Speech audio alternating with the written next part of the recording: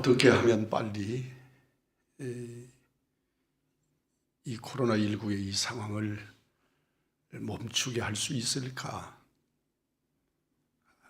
적극적으로 방역에 참여하셔서 우리 식구들뿐만 아니라 이 땅에 코로나19가 소멸되도록 지도하시고 협력하시고, 그래서 예배의 제한이 일어나지 않도록, 우리의 삶의 제한이 없도록 주의 은혜를 누리는 우리들이기를 원합니다. 자타가 공인하듯이 성경은 영원한 베스트셀러입니다. 성경은 영원한 진리요, 하나님의 말씀이요, 생명의 양식입니다. 예수님께서 선언하셨습니다. 사람이 떡으로만 살 것이 아니요 하나님의 입으로 나오는 모든 말씀으로 살 것이라. 예수 믿는 사람은 하나님의 말씀으로 거듭난 사람들입니다. 우리는 하나님의 말씀을 믿음으로 그리스도인이 되었습니다. 내가 예수를 믿는다는 말은 말씀을 믿는다는 말이고, 말씀을 믿어진다는 말은 예수가 믿어진다는 말입니다.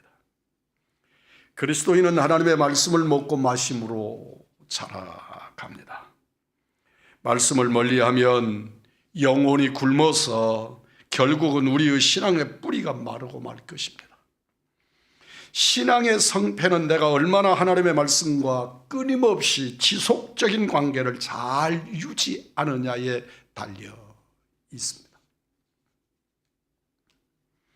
하나님의 말씀으로 하나님과 긴밀하게 그리고 지속적인 관계를 잘 유지하는 사람은 내 신앙은 결코 낙오하지 않을 것입니다.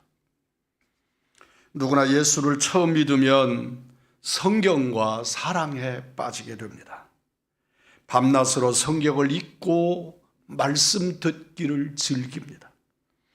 말씀을 읽는 삼매경에 빠져버립니다. 그리고 사람을 만나면 사랑에 빠진 내 속에 가득한 성경 이야기가 튀어나오는 것입니다. 시편 1편 2절입니다. 오직 여호와의 율법을 즐거워하여 그 율법을 주야로 묵상하는도다. 구약은 물론이고 초대교회는 우리와 성경에 대한 형편이 너무나도 많이 달랐습니다.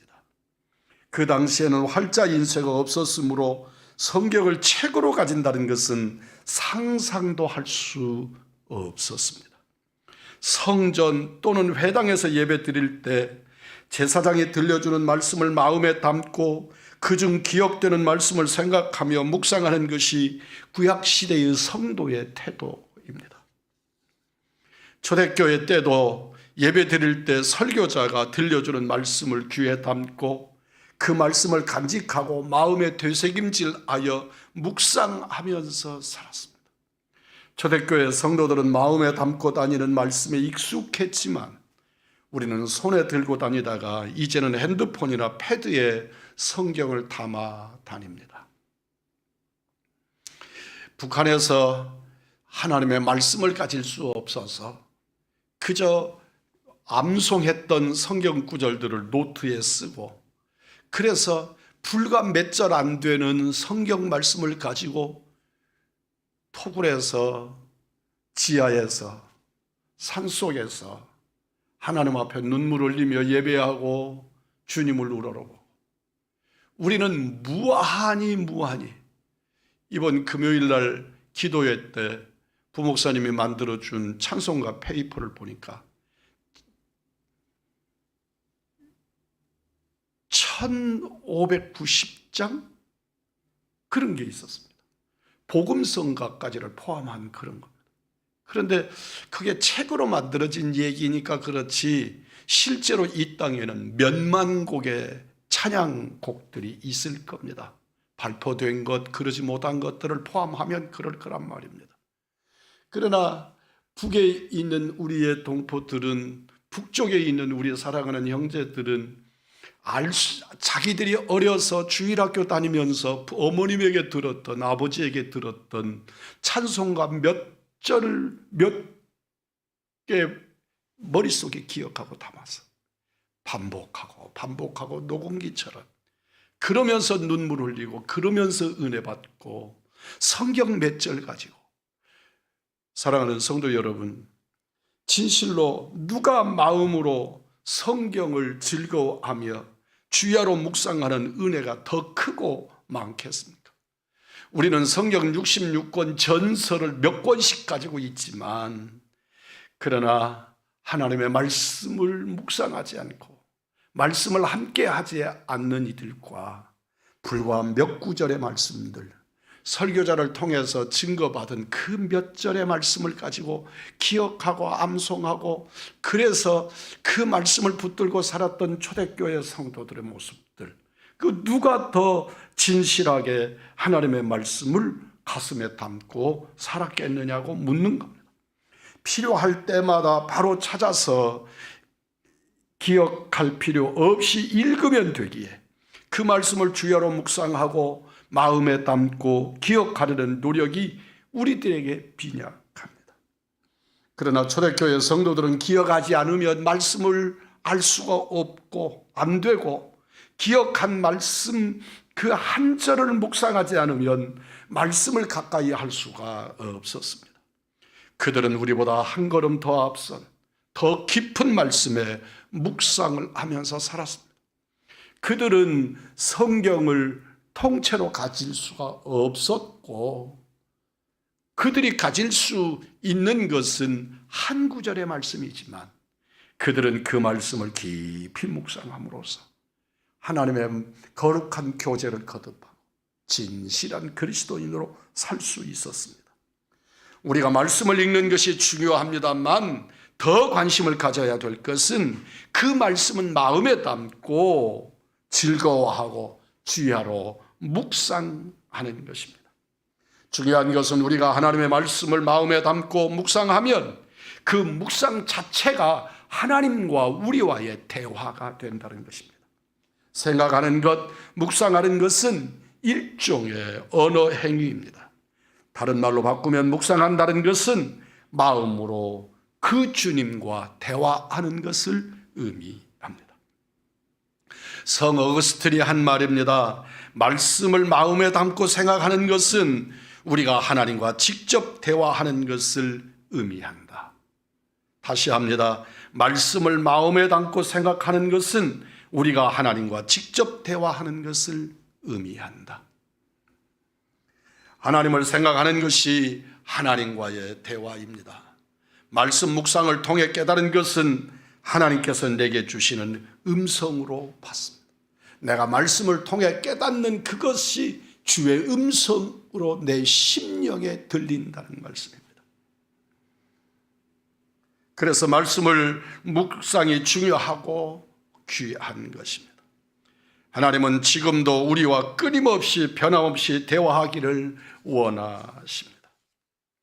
우리는 하나님의 자녀이고 하나님은 우리의 아버지이십니다. 아버지와 자녀 사이에 대화가 끊어지는 것은 비극입니다. 우리는 아버지 하나님과 끊임없이 대화하고 하나님은 우리와 끊임없이 대화하시면서 아버지의 뜻을 우리가 알기를 원하십니다. 우리가 하나님의 말씀을 마음으로 즐거워하며 깊이 묵상하는 순간 하나님과 대화가 시작된 것이고 진행되고 있는 것입니다. 그리고 그 묵상한 말씀 가운데 내 마음과 영혼을 흔드는 하나님이 내게 주시는 음성을 듣게 됩니다. 주일 예배를 드린 사람들을 대상으로 한 설문조사에 의하면 주님 앞에 예배를 드린 성도들의 52%가 다음 예배 시간까지 성경을 한 구절도 보지 않는다고 했습니다. 결국 예배 시간에만 성경을 보는 겁니다. 결국은 성경을 들고 오고 그렇지 않으면 비치에 둔 성경을 사용하는데 예배 시간에만 펼쳐 보이는 책이 되었다는 것입니다. 물론 예배에 나오지 않는 사람보다는 훨씬 낫지만 한 주간 하나님과의 깊은 대화를 한 번도 가지지 못했다는 점에서 안타까운 일입니다. 하나님의 음성에 귀 기울일 기회가 전혀 갖지 못했다는 것은 우리에게 결코 자랑일 수가 없습니다. 말씀을 마음에 담고 묵상하지 않는 사람이 어떻게 하나님과 대화할 수 있으며, 하나님과 대화하지 않는 사람이 어떻게 하나님의 음성을 들을 수 있으며, 하나님의 음성을 듣지 못하는 사람이 어떻게 그 말씀을 통해 힘을 얻고 그리스도인으로 살아갈 수 있겠습니까? 그러므로 어떻게 하면 말씀을 즐거워하며 주야로 묵상할 수 있을지를 우리는 고민해야 합니다. 우리가 고민하며 말씀을 즐거워하고 주야로 묵상하는 생활을 실천하면 복 있는 자가 되는 줄 믿습니다. 복 있는 자는 주야로 말씀을 묵상하는 자로다. 그 사람의 그 행사가 다 형통하리로다. 무엇이 형통합니까? 시편 119편은 하나님의 말씀을 사랑하는 자가 누리는 복을 수백 절에 걸쳐 소개하고 있는 성경 중에서 가장 긴 장입니다. 거룩함이란 악인의 꾀를 쫓지 않고 죄인의 길에 서지 아니하고 오만한 자의 자리에 앉지 않는 것이라고 시편 1장 1절은 말씀합니다. 죄인과 가까이 사귀지 아니하고 죄를 용납하지 아니하고 하나님의 자녀로서 하나님의 자녀다움을 지키는 것을 일컬어 거룩이라고 표현하고 있습니다. 만약 우리가 이 거룩함에 실패하면 아무리 기도하고 하나님의 말씀을 듣고 은혜 받아도 그 사람의 신앙생활은 이미 물이 새고 있는 상황입니다. 받은 은혜를 간직할 수 없게 되기 때문입니다. 이 거룩을 지키는 비결을 시편 119편 19절이 교훈합니다. 내가 주께 범죄치 아니하려 하여 주의 말씀을 내 마음에 두었나이다. 거룩함의 형통은 하나님의 말씀을 마음에 두고 묵상할 때 오는 것입니다. 성경으로 중생한 우리가, 하나님의 말씀을 먹고 사는 우리가 하나님의 말씀을 마음에 두면 그 말씀은 모든 죄악의 폐수를 막는 방수벽이 될 수 있습니다. 하나님의 말씀을 마음에 담고 살면 우리는 거룩에 승리할 수 있어서 거룩의 형통한 자가 됩니다. 하나님의 말씀을 마음에 채우십시오. 하나님의 말씀이 우리에게 형통한 자라고 말씀합니다. 위로를 받는 형통을 누리게 됩니다. 시편 119편 50절입니다. 이 말씀은 나의 고난 중에 위로라. 주의 말씀이 나를 살리셨기 때문이니이다. 인생을 살면서 곤란한 일들을 만날 때 낭떠러지에 떨어지는 듯한 절망감을 느낄 때가 한두 번이 아닙니다. 무기력으로 절망감을 느낄 때 하나님의 말씀이 나를 위로합니다. 나에게 능력을 줍니다. 나로 하여금 긍지를 가지고 사람을 두려워하지 않는 용감한 하나님의 사람으로 만듭니다. 그래서 시인은 고백하기를 주의 말씀이 나를 살리셨다고 고백하고 있습니다. 우리가 하나님의 말씀을 마음에 묵상하면 위로를 받게 될 뿐만 아니라 그 위로가 풍성하게 됩니다. 힘을 잃어버리고 앉아 있을 때 말씀을 통해 붙들어 일으켜 세우시는 이가 우리 주님이십니다. 자신감이 없어 사람이 두려우면 누구든지 담대하게 대할 수 있도록 힘을 더해 주시는 이가 나의 하나님, 우리 아버지이십니다. 성경을 쓰든지 읽든지 외우든지 다 좋습니다. 우리가 주목할 것은 하나님의 말씀을 마음에 담고 주야로 묵상하면서 내 것으로 만들면 그 말씀이 능력이 되어 나에게 힘이 되고 치유하시고 나로 아무도 대적할 수 없는 하나님의 능력의 사람으로 바꾸어 놓으십니다. 하나님의 나와 함께 하신 나라의 확신을 아무도 흔들지 못하도록 만들어 주십니다. 사랑하는 성도 여러분, 형통한다고 하는 것은 지혜를 얻는 일에 형통한 자가 되게 하십니다. 시편 119편 97절 98절 말씀입니다. 내가 주의 법을 어찌 그리 사랑하는지요. 내가 그것을 종일 작은 소리로 읊조리나이다.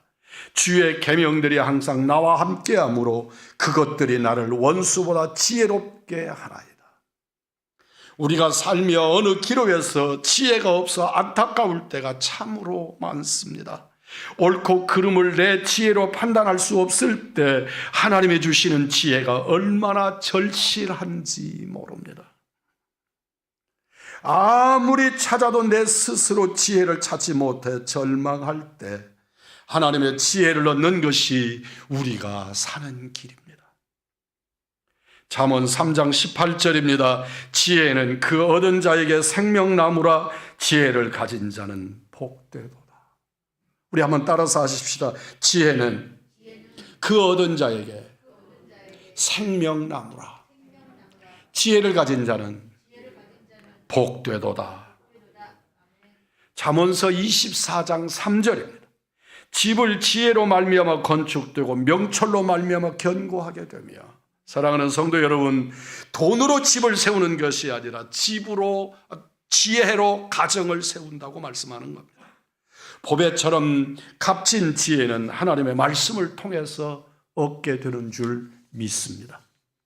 하나님께서 지혜를 주시면 참으로 절망의 밑바닥에 떨어진 사람이라도 한순간에 당장 꼭대기로 올려놓을 수 있는 줄 믿습니다. 하나님께서 주시는 지혜는 어떤 절망적인 상황에서도 우리의 형편을 돌려놓으실 수 있습니다. 하나님의 말씀을 가까이 하고 묵상하고 그 말씀을 마음에 담고 하나님과 깊이 대화를 나누는 사람은 하나님께서 필요 때마다 지혜를 더하여 주십니다. 그 지혜의 보고가 성경인 줄 믿습니다. 우리는 성경을 통해 배운 지혜를 담고 그 지혜를 활용하면 절대로 어리석은 삶을 살지 않게 하십니다. 실패자가 되지 않습니다. 사랑하는 성도 여러분, 어떻게 하면 말씀을 즐거워하며 주야로 묵상할 수 있을까요? 각자에게 가장 편하고 좋은 방법을 찾으십시오. 열심히 읽으십시오. 열심히 말씀을 들으십시오. 말씀을 가지고 큐티를 하십시오. 열심히 성경을 쓰십시오. 다 좋습니다. 어떤 방법으로 선택해도 좋습니다. 어떤 방법이든지 자기에게 좋은 방법을 선택해서 하나님의 말씀을 내 마음에 담을 수 있도록 하십시오. 저의 둘째 형수님이 당신 남편 목사님을 먼저 하나님께 올려보내고 경제적으로 환경적으로 아무것도 의지할 수 없는 미국 땅에 남아있을 때 그 사모님은 하루에 성경을 석 장에서 5장씩을 필경하면서 그 고단하고 마음고생이 심하고 처절하게 느껴지는 현실을 이길 수 있었다고 말씀합니다. 어느 때 제가 그 형수님 집에 찾아 들었더니 저에게 쓰는 필경책을 보여주면서 성경을 2권 쓰고 지금 3번째 쓰고 있노라고 설명을 했습니다. 사랑하는 성도 여러분, 남편을 여입니다. 미국 땅 그곳에서 경제적으로 전혀 도움받을 방법이 없습니다. 자기가 일을 해도 그 땅에서 한 달에 80만 원 정도의 수입을 가지고 2 아들, 딸을 돌보면서 그가 살아야 할 때 그를 이기게 한 절체절명의 방법이 성경을 필경하는 것이었다. 하나님의 말씀을 쓰고 위로받고, 쓰고 울고, 쓰고 감격하고, 쓰고 소망을 가지고 고단해서 잠을 못 자도 성경을 쓰면서 그 고단함을 이겼다고 했습니다. 사랑하는 성도 여러분, 어떻게 해도 상관없습니다. 성경을 쓰셔도 좋고 읽어도 좋고 들어도 좋습니다. 여러분, 하나님의 말씀을 가지고 여러분의 삶을 다스리십시오. 어떤 방법이든지 자기에게 가장 좋은 방법을 선택해서 하나님의 말씀을 내 마음에 담을 수 있도록 하십시오. 그리고 그 말씀이 주야로 내 머리에서 떠나지 아니하도록 하십시오. 말씀을 통해 우리들 마음속에 성령의 음성이 있기를 바랍니다. 주의 말씀이 내게 임하고 말씀을 듣고 은혜와 은총을 누리는 사랑하는 우리 우왕중왕의 가족들이기를 축복합니다.